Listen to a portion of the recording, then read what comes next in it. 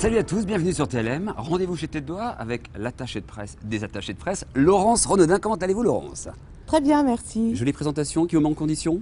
Parfait. Regardez également un indice chez vous. Lunettes de vue vintage, puisque nous allons parler du marché de la mode vintage. J'ai le même indice que vous. C'est vrai. Bah écoutez, ça tombe très bien, puisque maintenant nous allons rencontrer un homme exceptionnel, Christian Tête Doigt.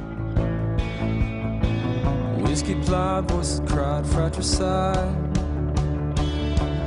Jesus, don't you know that you could have died? You should have died. Well, with the monsters at all, monsters will walk the earth.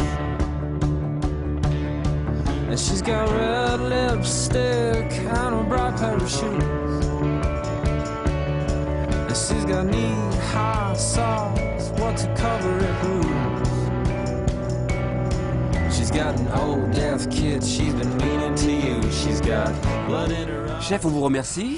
Ça tombe bien, puisque on va disparaître quelques instants pour vous laisser ensemble. Et vous aussi, vous allez rester avec eux. Et vous allez voir que vous allez peut-être découvrir quelques petites confidences. Je sais que vous êtes gourmande, donc c'est à vous de jouer. On se retrouve dans quelques instants pour l'interview bulle. Je compte sur vous, à tout à l'heure. À tout à l'heure. On y va? On y va. Singles ads, they run you hot and cold like a real stat. Need a thermostat, so you bite on a top. Hope it won't hurt you bad. Donc Laurence, je vous invite à déguster cette cassolette de homard au sabayon à l'orange, qui est une recette à la fois, elle aussi, issue de la tradition, puisque au départ, je faisais une salade de homard au beurre d'orange, et donc avec les années, dans la cuisine, on a nos modes, nous aussi. Hein, donc j'utilise de la carotte rouge, qui n'est pas de la betterave, mais qui est vraiment de la carotte rouge, de la carotte jaune et de la carotte couleur orange. Mais en fait, c'est vrai que la carotte est presque devenue la couleur carotte, en fait, c'est le orange. Ah oui, c'est l'orange. Mais... Et on a un petit peu comme dans la mode, hein, on a nos codes couleurs, nous aussi. Et c'est vrai que les chefs participent à ce que des vieux légumes comme ça, ou un peu oubliés, reviennent un petit peu à la mode et fassent en sorte qu'on ne les oublie pas, justement. Voilà, donc bonne dégustation. Merci. D'abord, ce plat est une œuvre d'art, il faut Merci. le dire. Et les coulées de carottes jaunes ont l'air d'être le travail d'un Voilà, ça peintre. amène un petit peu de douceur au moment de la dégustation. oui. Alors, Ah, c'est difficile, par quoi commencer? par quoi commencer? Alors, vous avez peut-être des souvenirs de Le homard? sabayon, les épices. J'ai des souvenirs du homard, oui. Souvenirs de vacances, à Belle-Île-en-Mer, Ah, c'est magnifique. le J'ai eu marché, chance la d'y aller criée. aussi, ouais. Alors là, j'ai acheté un homard et on était en famille. Et Un gros homard pour un combien de gros personnes? homard, Un gros nous homard. étions 6. Ah là là. Et je l'ai fait cuire selon la recette d'un ami breton, avec simplement du beurre salé. Et c'était absolument extraordinaire avec, Un petit peu mélangé avec le corail. je avec le crois, hein. corail, Ah, voilà. On l'a ça fait une revenir sauce dans la très simple, casserole. mais c'est très très bon. Et c'était un plat exceptionnel. Mon fils m'en parle encore, c'était une vraie réussite. Ouais.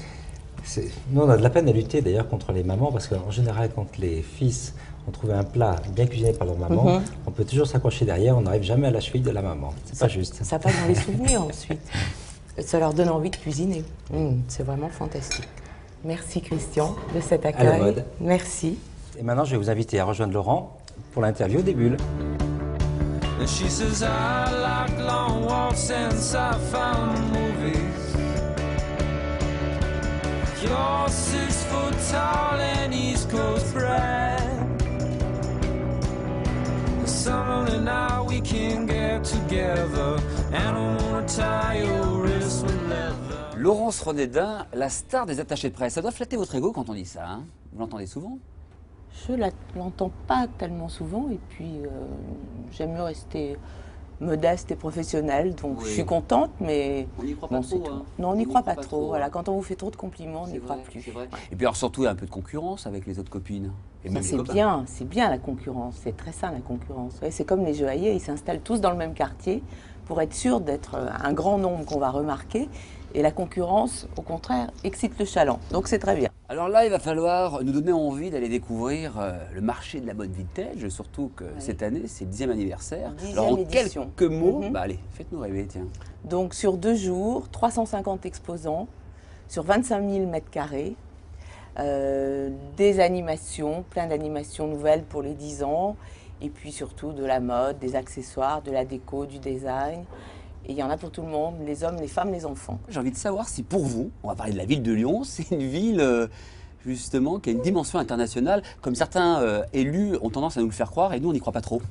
Alors, Lyon prend petit à petit une dimension internationale, ne serait-ce que par un événement comme celui-ci, qui amène du monde, qui vient même des États-Unis, qui vient de toute l'Europe, et puis également avec les Nuits Sonores, qui sont juste avant nous, et puis d'autres événements comme la Fête des Lumières, le Festival du cinéma. Lyon prend, avec ce genre d'événement, une dimension internationale. Attendez, Laurence, je vous coupe et pardon, mais j'ai l'impression que vous êtes l'attaché de presse du maire de Lyon. La nuit à Lyon, on s'ennuie, c'est pratiquement une ville dortoir la semaine du moins, avouez-le.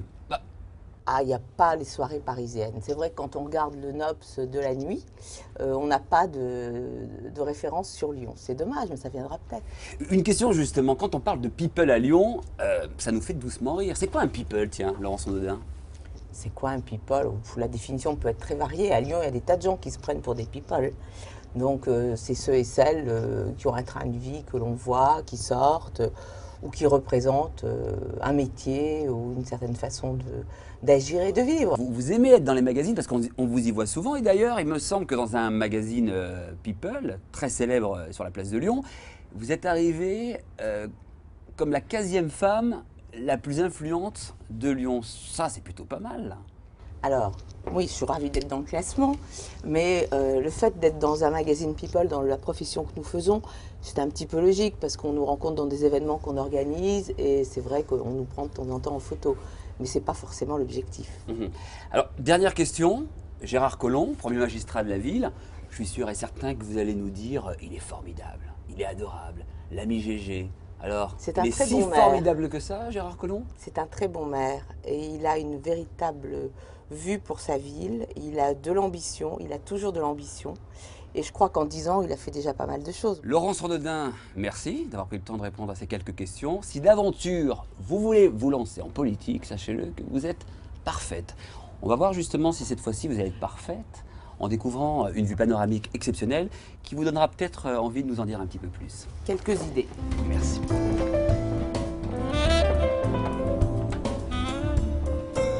Laurence Onodin, sur cette terrasse, c'est une vue exceptionnelle que nous avons face à nous, même une vue unique. Eh bien, j'aimerais savoir ce qu'elle vous évoque. Lyon est une ville que j'aime passionnément, c'est ma ville.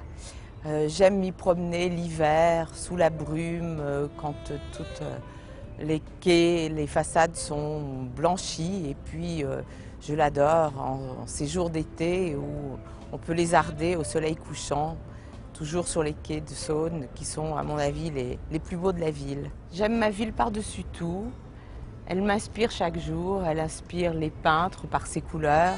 D'ailleurs, il suffit de la regarder et de voir le magnifique tableau qu'elle représente. À chacun son histoire et moi j'ai la mienne ici.